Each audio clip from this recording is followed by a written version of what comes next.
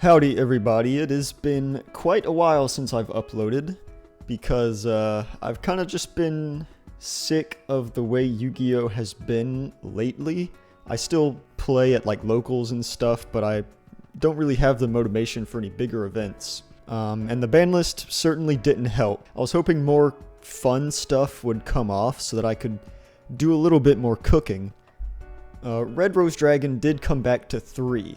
It fits nicely into a deck that I was trying to make work, but it just didn't have enough starters. And as you can see on the screen right now, it is some kind of Infernoble Runick deck. Well, in the past, when I was cooking this up, like a long time ago, really the only starter in the deck was Sublimation Knight. Because what you could do is Sublimation Knight, you could equip Turpin, which would make it a tuner, so it becomes a level 3 tuner, and Sublimation Knight plus Hugin makes Angelica, so you have Angelica with Turpin engrave, and that basically gives you like full Infernoble combo just right there on its own. So Sublimation Knight plus any runic spell gives you like full combo, plus being able to end on a fountain if you really want to. So you get full combo plus fountain, and then any other runic spells in hand, you can use those. So that was kind of what I was cooking up with this.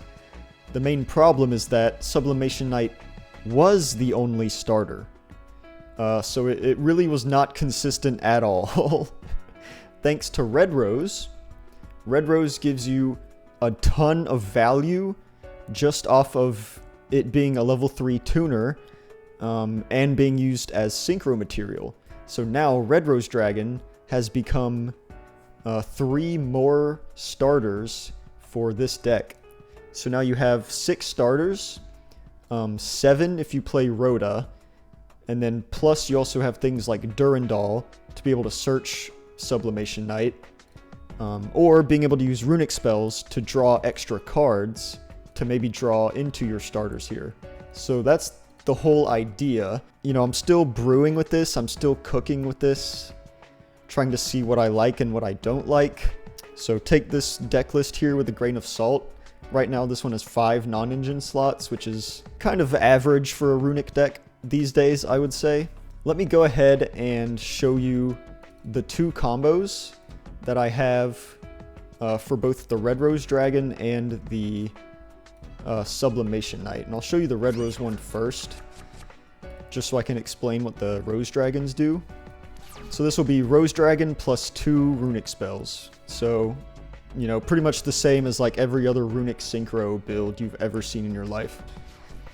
So we're going to go ahead and get out our Hugin with our first runic spell. We can discard a card to get the fountain. And the way you use field spells in this deck is a little weird, and I'll kind of explain that when I get there. Next, we're going to normal summon the Red Rose. We're going to synchro these off for Angelica. Now, Angelica, you want her to be in attack position, okay? Keep that in mind. She needs to be in attack position. So we're going to go Angelica effect and Red Rose effect, which is going to get us our museum and special out this Rox Rose Dragon. And when Rox Rose Dragon is summoned, it adds the Basil Rose Shoot, which is basically a monster reborn for any Rose Dragon. So it gets us another additional body to synchro with. Right, so we're going to go ahead and activate Fountain here.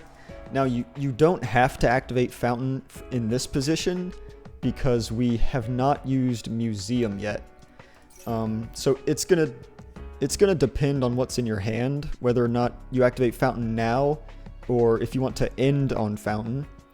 But for the sake of this example, I'm activating it now just because I want to get the draw 2 here. So you get 2 draws, and we're gonna synchro these 2 off for Ancient Pixie Dragon. This card has 2 very relevant effects in this deck. Number 1 is that after a field spell card was activated, you draw a card, which is really good. If you activate Fountain while it's on the field, you draw a card. If you activate Museum while it's on the field, you draw a card. So just free advantage is always nice. And once per turn, you can target a face-up attack position monster on the field and destroy it.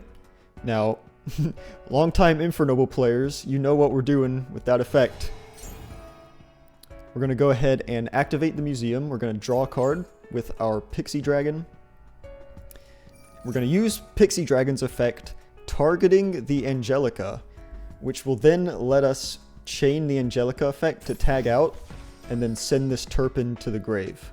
So we get our Roland, we get our Turpin to the grave. Now we can go ahead and activate Basil Rose Shoot right here. And, you know, sure enough, these two are both dragons. So guess what we're making? We're making Dispotter. So we're making Dispotter. So if they haven't nibbed you by this point, well, actually, no, this doesn't play around nib, because this only destroys, my bad. But if you use Tip in your combo at some point, and you banish one of your opponent's cards, you can shuffle back one of their cards that you banished off of a Runick spell to negate a, like Nibiru or something. So that is one way you can get around Nibiru in this deck. Yep. So next we're going to go ahead and use our museum here to get our Almace. We're going to equip Almace, summon back the Turpin. Almace, tag out for Durandal. Durandal effect, add Roland. Then we're just going to go up through our Infernoble lines, up into Charles. We're going to use the Museum, summon out the Charles, summon the Renaud. Renaud can add back one of our equip spells. We can get Durandal for follow-up.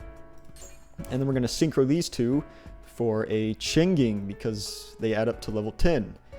And Chinging is insanely good in Runick decks, because every time you activate a Runick spell, you just get to, like, you know, banish a card from your opponent's field and graveyard. So that's pretty nuts. You know, we like that. So we go to end phase here. We equip our Almace from grave and our Magus from deck. And depending on how many you have in grave, you can use the Magus to shuffle back and draw, or you can just hold on to it. So that is another way to get even more draws.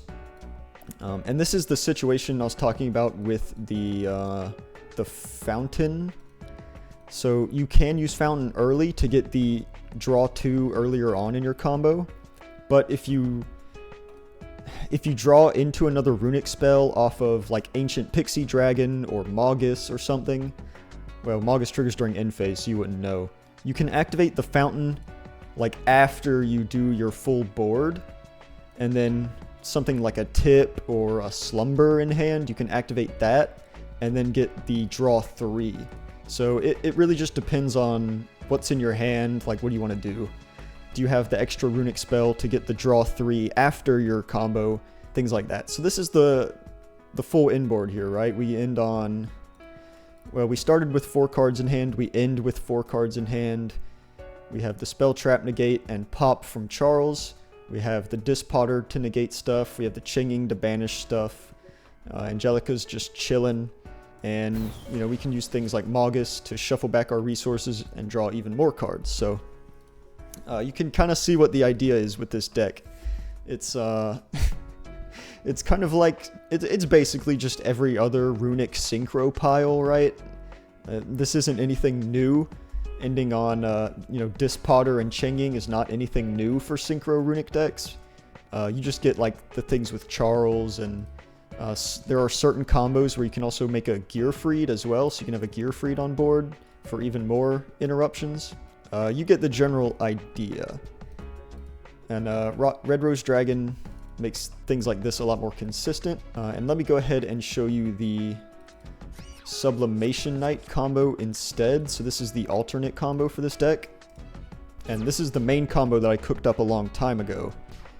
So we're going to normal out the Sublimation, get our Turpin. So now this becomes a tuner. We're going to summon out Hugin, search for our Fountain. And the nice thing about this combo is that you can just hold the Fountain until the end, because this combo only needs 1 Runick spell. So any other Runick spell in your hand, you can just hold it with the Fountain.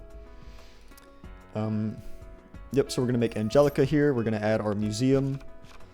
Museum effect to search. We're going to grab the Almace. Turpin effect engrave, targeting the Angelica to equip, and we're going to tag out. And the nice thing about this combo is that it lets you get Gearfried pretty much every time. So we're just going to go through the normal motions here. Get out our Renaud. Go through our lineup into Charles the Great. Equip this. Summon this out. Renaud will add back the Gearfried, which is nice. We can summon out the Gearfried. Make a Chengying here. And then during end phase, we get all of our equip spells. You can activate Fountain since you didn't need to use it earlier for anything. Right, so now we get this. You can pop Magus. Magus will draw a card. And now we end on, you know, all these interruptions on board, and then either 3 or 4 cards in hand. I don't know. But if you draw like Tip or Slumber or something, you can activate that during end phase as well. Like if you drew it off of Magius. So let's just say you got really lucky and drew Tip. You can Tip to search, and then Fountain Effect to just go ahead and draw 2. So that's, you know, that's something really nice. This is a build that I wanted to make work a long time ago, but only having Sublimation Knight as the starter was kind of rough. But now Red Rose gives you way, well, I won't say way more consistency, but a good bit more consistency. And you can also, if you really want to, you can throw in like Rhoda here.